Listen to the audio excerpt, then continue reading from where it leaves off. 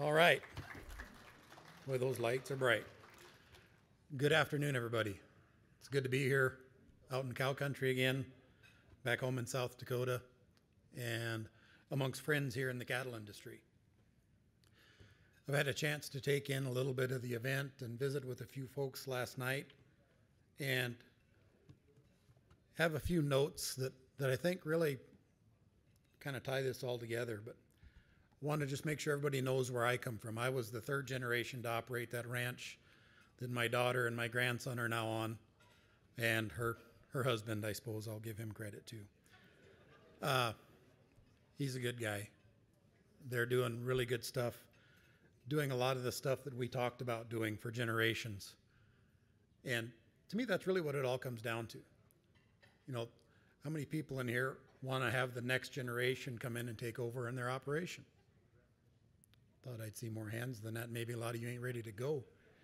That opportunity came for me when I was offered the chance to be your administrator. I had already had Kelsey take off and do a lot of the management of the place because she had better ideas than I did, and I was ready to let go and move on, and I had the work at the Intertribal Ag Council to keep me busy enough. But when I got the job, they said, you can keep your ranching interests, you just can't make any livestock policy. And I thought, that really sounds like a wet blanket of a time. I think I'm going to get out of this ranching deal so that I can get out there and really be a full-throated advocate for the livestock industry, because we are under a onslaught in this country of folks leaving rural America. We just turned the corner on that and had rural populations stay the same and maybe tick up in the last batch of numbers that the Secretary is citing. But you have to think about why the next generation wouldn't want to come in there, because the age of the farmer is still increasing. And for my money, it's always been about finance. Another audience participation. How many of you have or know somebody who has had to make their next year's plan based on what a banker told them? None of you? You all got better than I thought. One of the things that I run into around the country when I talk to young producers is all of their money is used up at the end of the year. The bank takes theirs. And they have to go back to the bank to make a plan for the next year. And it's not based on what their vision is for the future, what great programs the department has about value-added agriculture, not the from the farm opportunity that's out there now. It's how much can they convince the banker to give them and for how long, so that they can go out there and make their operation run for another year. As a result of that, some of the most important work that I feel like I'm ever going to do in my lifetime is going to be in credit reform. And if any of you are policy wonks like myself and Andy are, you'll see that in the 25 president's budget, we advanced 12 legislative proposals that we think are key to improving the way FSA does farm loans. If any of you have ever had a FSA loan, you know, one of the things that you hear from producers that came through the 80s is they take every last piece of property you have. They're not flexible. We're working to change that. And the reason we're working to change that is based on some very critical information that we don't talk about enough. FSA's direct farm ownership loan program operates at a negative cost to the taxpayers. A negative cost to the taxpayers. And that's where producers can come and get their start. And the way our farm programs are currently administered, we're working on changing this, but you have to basically get shut out of every other lending opportunity in the world before we can get you in the door. So by definition, we're serving the most economically vulnerable folks in the country, folks that a bank literally wouldn't loan any money to. And it operates at a negative cost to the taxpayer. So helping realize that opportunity is not only good policy for agriculture, it's good fiscal policy for the country.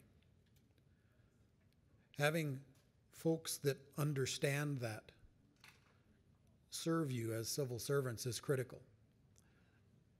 There was a problem that was raised to me by one of your members 3.5 years ago when we first met out in the countryside, and he said, "This is a problem, Zach."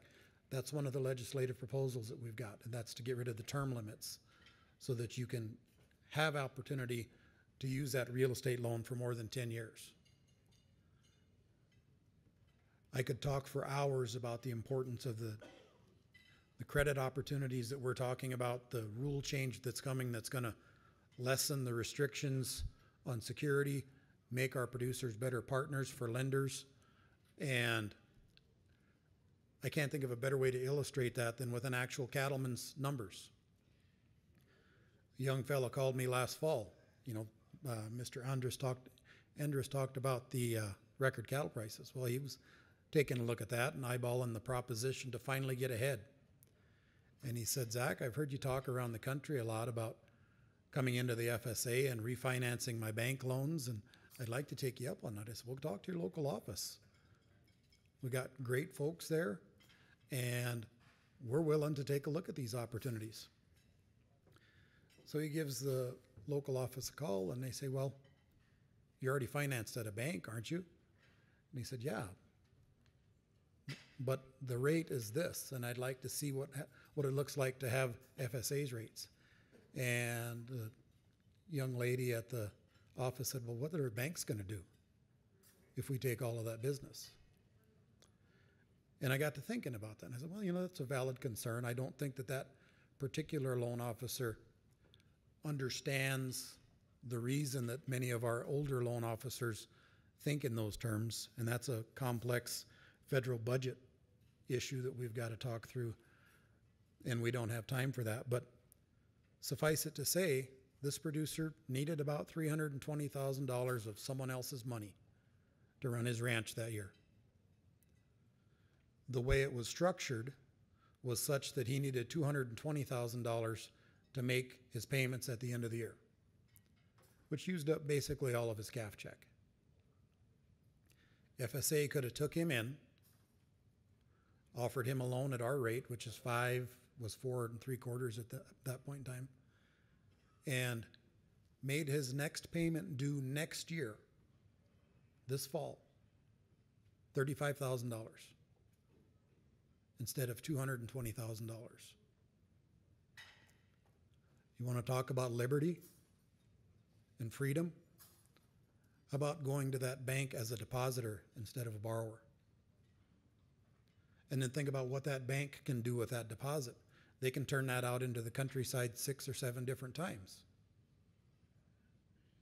Now that production income is circulating through the producer's balance sheet and through your rural community.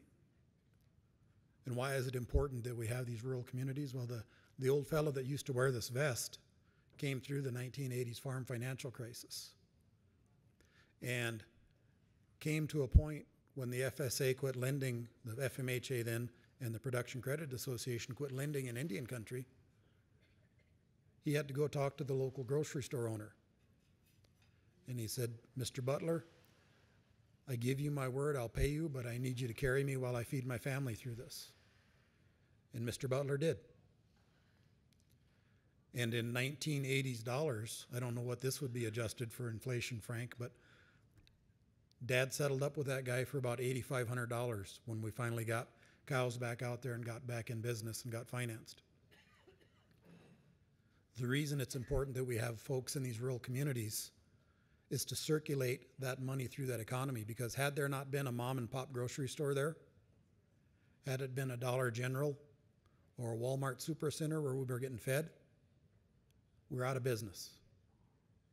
Because those managers don't have the flexibility to do that, because corporate profits drive their motivation, not that rural community, not their neighbor. So if we can set up a system of finance where our producers have an opportunity to use that production income before it becomes the property of someone else, then we're on to that. Then this young fellow that I was talking about can go and shop at the local store instead of only doing it on the weekend at the Walmart, because he's got to have an off-farm job just to do that. might be able to pay himself a wage, pick up his health insurance so him and his wife could ranch together. There's opportunity in keeping that production income in your hands. He might be able to take advantage of the from the farm deal and start to build him a customer base for a direct-to-consumer beef program. But having to pay $220,000 a year to use $300,000 of someone's money isn't going to offer him that opportunity. So in the Farm Bill, there are proposals that are drawn in some regard from our legislative proposals that we've offered. And that gives us the latitude as political appointees in the executive branch to talk in the open about them without having to wear an orange jumpsuit. In that proposal on each side of the Congress, there is a prospect to make higher loan limits for guaranteed lenders, which is great. I fully support our guaranteed partners. The challenge is our loan limits aren't going to increase as much. On the one side, I think it's the Senate is looking at a $3 million guaranteed loan limit. I think the House is looking at a $3.5 million guaranteed loan limit. I just want you to think about the difference in interest between an 8% or 9% guaranteed loan and a 5% loan on $3 million. And multiply that by about 30,000 people that we've got in our guaranteed loan portfolio. And think about what that does to your rural community. Have that much money deposited in your local banks instead of becoming the property of your local banks. Having your banks obliged to lend that out in your community to that mom and pop grocer, to that local butcher shop. If we don't change the way we finance agriculture, we're going to continue the trend that Mr. Andrus had up on the screen. Fewer and fewer producers, older and older producers. The next generation disinterested in it because they've heard what you all have had to endure. I don't think I've ever run into a producer in any of these meetings that said, man, I'm thinking of hanging it up. And I say, why? And then they would say, I just can't get that cow to go through the damn gate. Or I got a lame horse. It's always finance. So we got to do better at that. My time's running out, but I do want to stop and share.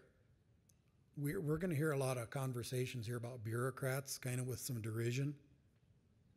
And I'm here to tell you that there are no more dedicated people to agriculture than those that work at the United States Department of Agriculture. And it really pisses me off when folks get up here and talk like that about bureaucrats, because they're dedicating their life and working for a wage that oftentimes needs to be supplemented by WIC to ensure that you can all continue to help us feed and clothe America. And I wouldn't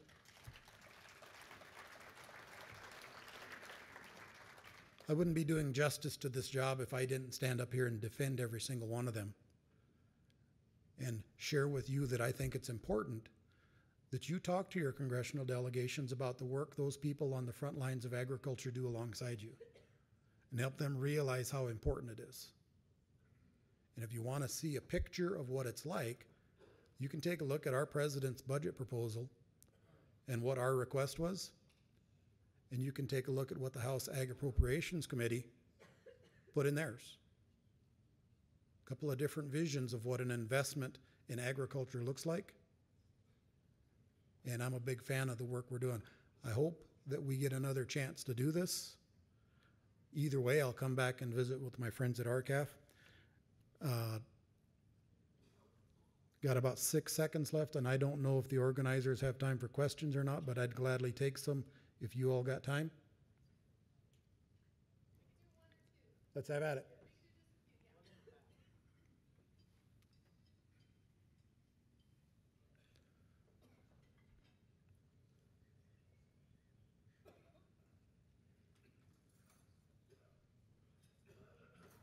It's a good thing you got the young guy to run that microphone.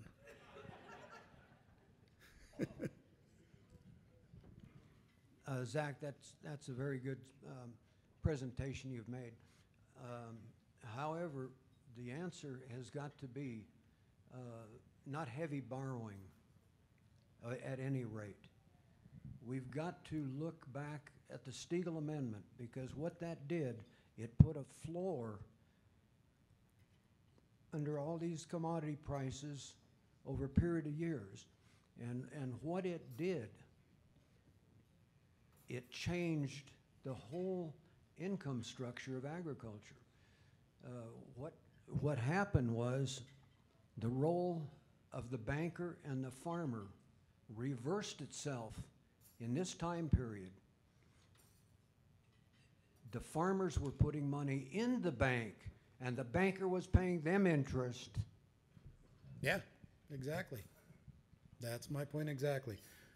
And is there another one? Do you have a question? No. If not, want to thank you all for your time and attention. I'll be around for as long as anybody wants to talk to me. I thought they were going to put my name and phone number up there, but if you got a pen, it's Zach.Ducheneaux. There it is. That's how you get a hold of me. And I answer all of those myself, so be patient with me. Be persistent. Don't feel like you're bothering me if you call me or text me or email me more than once. It brings you back to the top of the heap. It's my honor and privilege to be able to do this work on behalf of you all.